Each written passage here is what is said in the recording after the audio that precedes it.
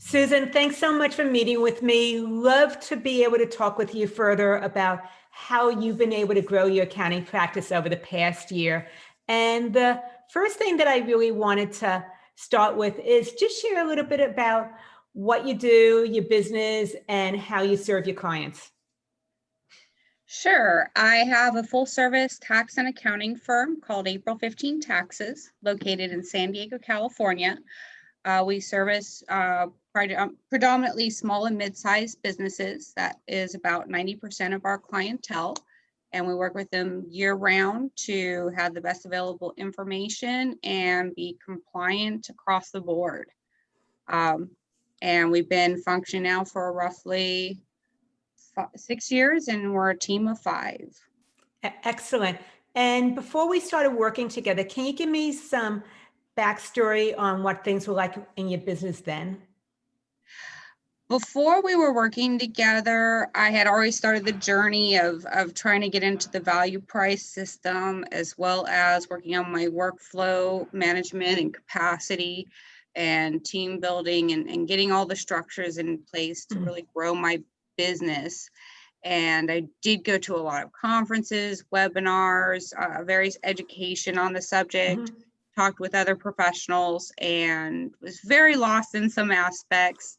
Had somewhat of a plan, but a lot of raw information and needed a lot of help and guidance. And when I met you, I was making the motions to reach out to different various coaches to find someone that would be a good fit with me, to get all that raw data and work that I had done so far, and just pull it all together to get it to that last extra stretch. And what type of outcomes were you looking for when you started to go through the whole interviewing of coaches to be able to really take your business to that next level? Well, it was a process that I talked to actually many of them, just talked to them. I found them at different conferences. There is probably one of the easiest places. We're doing a lot virtual now, so it's a little bit more difficult, but a lot of them will set up Zoom meetings with you or do introductory calls. Sure. And I had a conversation with them about what was going on and listened to their side and what they had to say, and found the right fit. So that's pretty much how I just interviewed them like I would an employee. Right. And were you looking for a particular outcome from working with a coach? So what was it that you were looking to have happen? I wanted somebody who could be a guiding force, a driver, and someone that would absolutely hold me accountable to the right person, which is me. And not necessarily prescribing to a certain system or whatnot, but working with me as an individual, not necessarily trying to fit me into a cookie cutter of do this or do that. So it was very much looking for the right fit personally, like I also do with my own clients when I interview them as well. Absolutely. I feel that what I get to do for you is what you do for your clients, probably. Probably. And do you feel that there were maybe any obstacles that you needed to work through before you decided to do coaching with me? At that moment, I had no obstacles except timing. That was truly the only obstacle. I had a couple of hurdles to get over before I could actually push the go button on it. And I try to be more proactive, so I tend to reach out much earlier than the go button. So when it's time to hit go, it's go. It's not okay, we're gonna do this and this, and then we're up ready to go.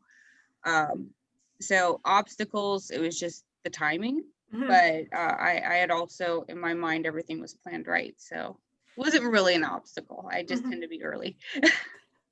That's really true, because I believe that we met around August or so, and then we started in January. Yes, that's very true. And you were really set. I don't want to do anything until January. Right.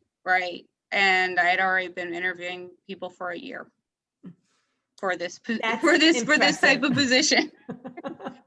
That's pretty impressive. Were there any strategies then that you feel that you put in place to be able to grow your bank account as well as free up your time? Because I know that there were some priorities you wanted to get back on your plate as far as how you spent your personal time, and you've been finally doing that. I have been finally doing that.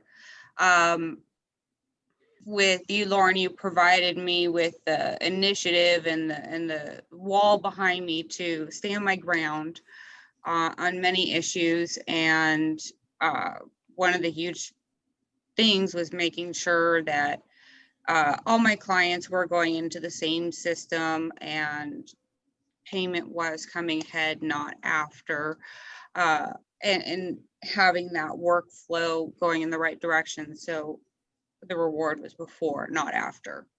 That was really key. But having you behind me to say, okay, that you have to focus on that right now. But also you gain back a lot of personal time. I'd love to hear about how that, what you've been doing with your time now, or how you've been changing the amount of time you've been spending in your business and what you've been able to do instead. Oh goodness. So I delegate pretty much everything now. I try to delegate 100%. Sometimes it's only 90, but I try to do 100%, and that's been huge. I have a great team behind me, and because of this, and because of the way things have shifted in our workflow, our capacity, and everything's just coming into place at the right time, I, for the most part, hold 4-day weeks. On a rare occasion, and now I come on Fridays. I take Saturdays and Sundays off regularly. Since this year, during tax season, this happened, which is unheard of.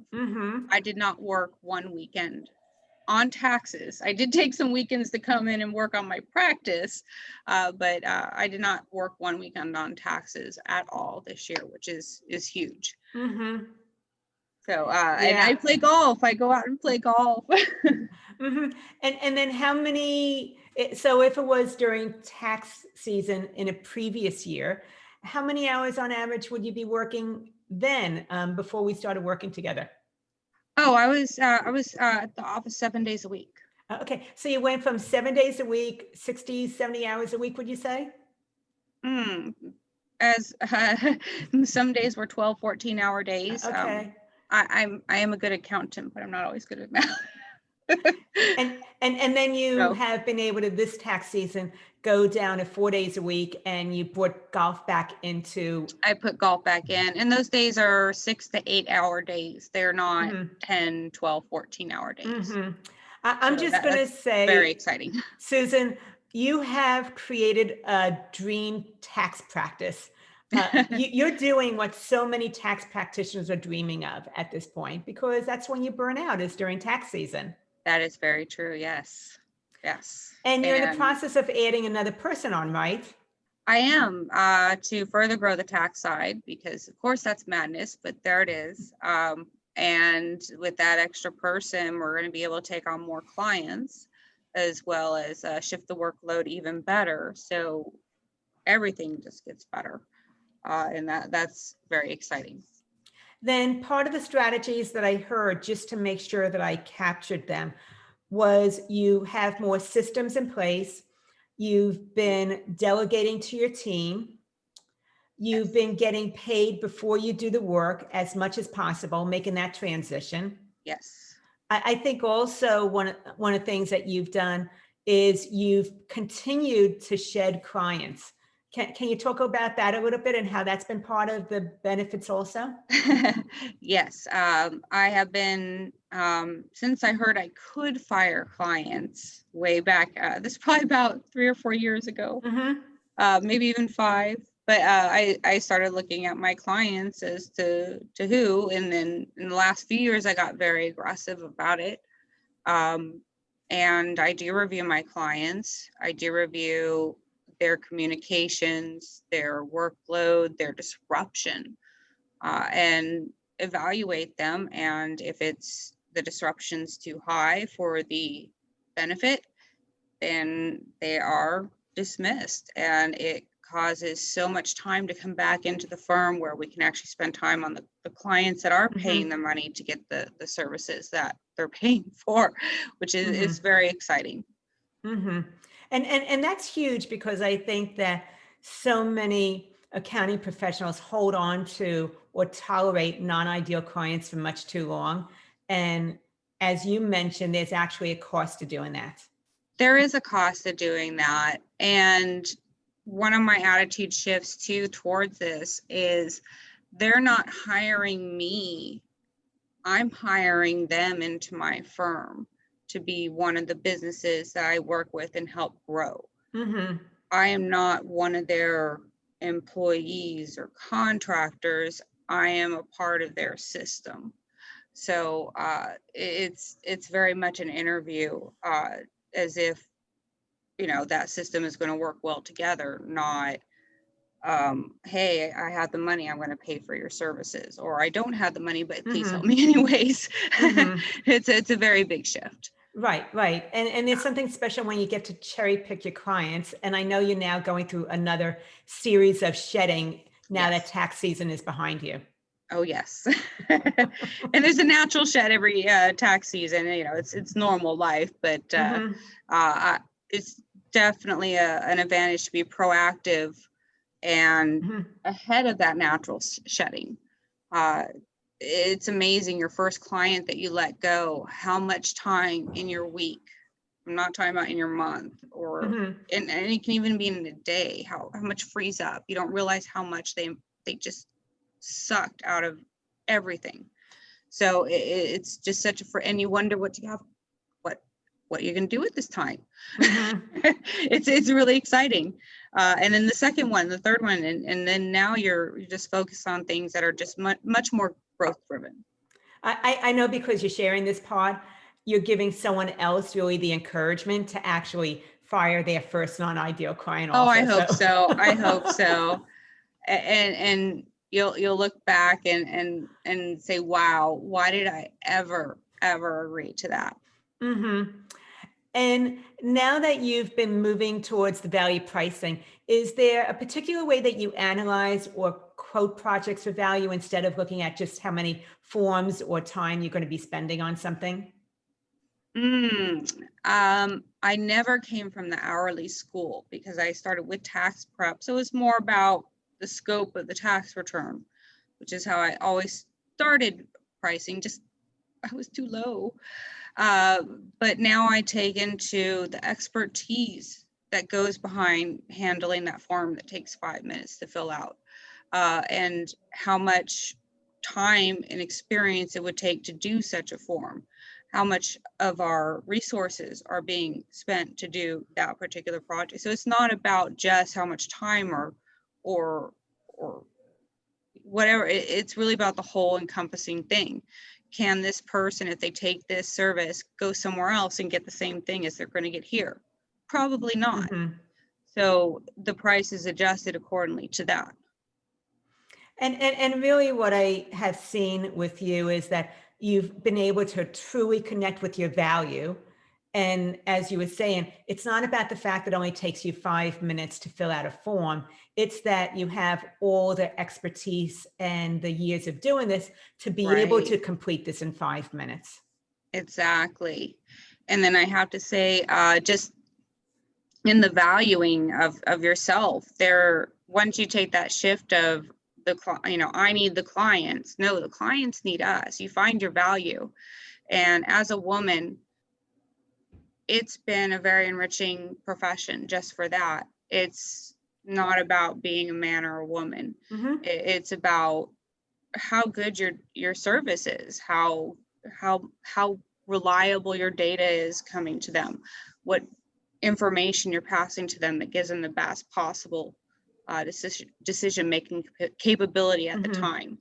So on that side, it's very empowering as a woman to be in this industry and not get that kickback that we usually get. I guess you would say. Sure. So and one of the things I also have seen that I so appreciate is you care so deeply about your clients. But when that happens sometimes also, and you want to make a rate change, you might overthink it, postpone it because you are coming from a place of being service focused. So what are some of the things that you had to work through in order to be able to start raising your rates? I had to work through, well, me. Of course, am I worth it? It all came down to that. I would like to color it with lots of different pretty things, but no, it was me. Completely, 100%. And what are some of the things that you've been able to get into place with processes in order to start raising your clients' rates and not having the pushback? Oh, goodness. A magnificent audit trail on everything that happens in my practice that I can just pull up when that client starts, oh, well, the value of this that we have already done for you, it just having I worked really hard to have all my technology flowing together. So I do have those magnificent audit trails. So I can just have my data in front of me when that client is giving pushback. And if it's pushback that's not related to data, then, well, it's quite simple. You want to work with me or not? There it is. It kind of comes down to that, I would say. That is a beautiful place to be, where you're not attached to them continuing to be a client or not. You give them options, and either this is how we work together because now you're in charge of your business, Susan. Yeah. As opposed to you trying to accommodate them, or maybe you're lowering your rates to negotiate with them. And that's when the client is in charge of your business. So you've made a decision to take charge of your business instead of having your clients take charge of you. Absolutely. And the audit trails for me, it was huge because there's so much that we store up here. And over time we forget, oh wait, that was the same client that called a month ago. And that same client called 2 weeks prior to that. But we don't remember those 5 other calls before. We just remember they call a lot. With that audit trail, now you have some meat when there is pushback. Right. So that having those systems in place underneath was like putting that suit of armor on. And it also was huge on the efficiency of the firm as well. And efficiency is a beautiful thing. Yes, very much so. I know that you've put a lot of systems in place. Are there any particular systems you feel that you have in place that really have improved the efficiency in order for you to be able to not be burned out by the end of tax season? Oh, goodness. The decision to be 100% cloud when I started, that was the best decision of all. That frees up, I can't even quantify it. I'm just so grateful I did not make the decision to go the other way. But that's a huge one. Other than that is making sure that everything that you have together plays together in your system. That's very, very important. If it's not playing together, it's going to cause you extra work, you extra time, you extra phone calls, tech support. So. And right before the interview, I was sharing how I feel that you're very masterful at doing that, where you do a lot of research up front to make sure that you're actually getting the systems in place or investing in the apps you need to be able to have those workflows working instead of you trying to put Band-Aids and make something work that really doesn't flow too well together. Exactly. If you're not proactive about that, you will be eternally with tech support, or eternally lost in your own environment. There will be no escape. You must be proactive. And as you've been continuing to move in this up-leveling your business, where you continue to really grow, and as your business grows, you grow along with it, do you feel that there's any hurdles that you've had to face or work through as you've been able to get to your firm where it is right now? Oh, of course. but every single hurdle has been created by myself. Mm-hmm. It has not been created by my clients. That is probably one of, I think, probably the first battles is, oh, it's my clients. I hate my clients. Oh, they're doing this to me. And you feel the victim, very much the victim. And yeah, no, no more of that. Mm-hmm. So. But before we met, I know that you already had done a lot as far as understanding value pricing, being able to package your services. And how do you feel that that's made an impact in your business now that you really have this implemented and dialed in? It has made a big impact in that I'm much better able to clearly communicate to my clients what exactly it is they're paying for Mm-hmm. and what exactly is within the scope of what we're doing. That scope creep is a huge problem, as we all know.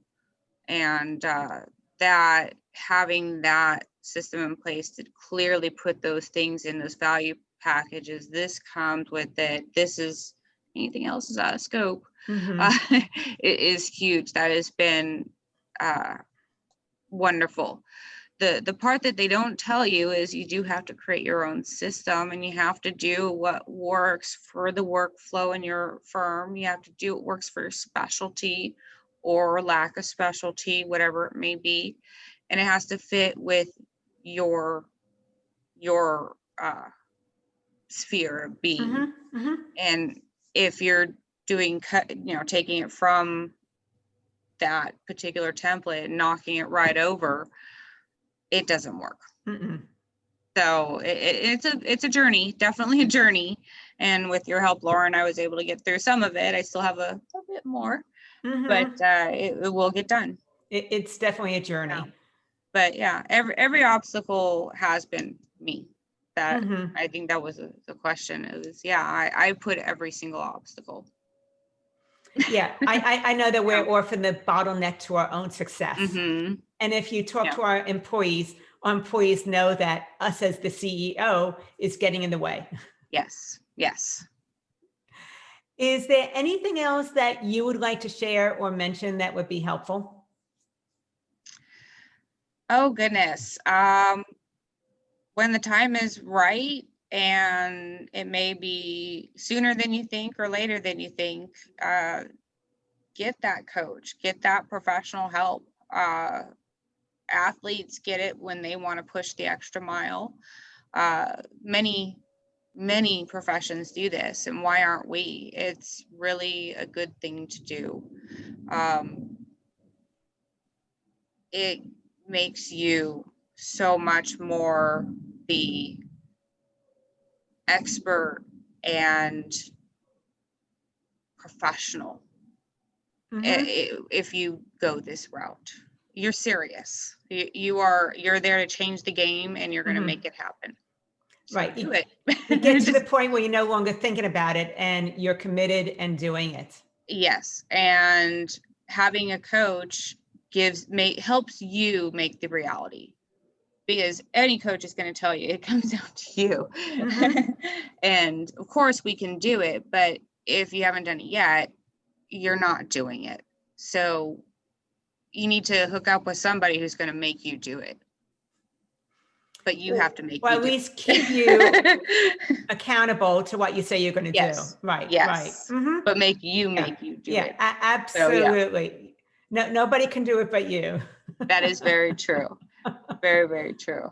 And the other part that I think that your suggestion also is that when you're not doing something, those are things that ought to be looked at and worked through also, because it's not that you don't want to do it. It's just that somehow it doesn't feel right, or you're getting in your own way again. Exactly. Mm-hmm. Oh yeah, very much so. Yes. And if people wanted to get in touch with you, Susan, what is the best way to do that? They're always free to email me. That's honestly the best. I have my ringer on silent most days. So I don't hear my phone. I actually don't have the phone. People have to be transferred into me. So Susan at april15taxes.com. Perfect. Susan, thank you so much. I really appreciate having this conversation and sharing about your journey with your accounting business.